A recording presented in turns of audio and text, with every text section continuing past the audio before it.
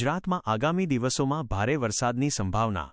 હવામાન વિભાગની આગાહી મુજબ ગુજરાતમાં આગામી દિવસોમાં હળવાથી મધ્યમ વરસાદ ચાલુ રહેશે. આજે બનાસકાંઠા, મહેસાણા, સાબરકાંઠા, પાટણ અને અરવલ્લી જેવા ઉત્તર ગુજરાતના જિલ્લાઓમાં વરસાદની સંભાવના છે.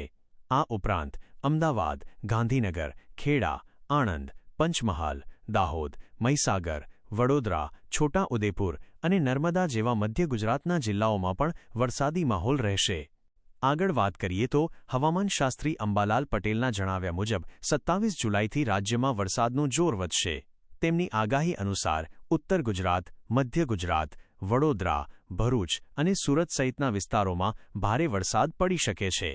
26-29 જુલાઈ દરમિયાન અમદાવાદ અને ગાંધીનગરમાં ધોધમાર વરસાદ થવાની શક્યતા છે.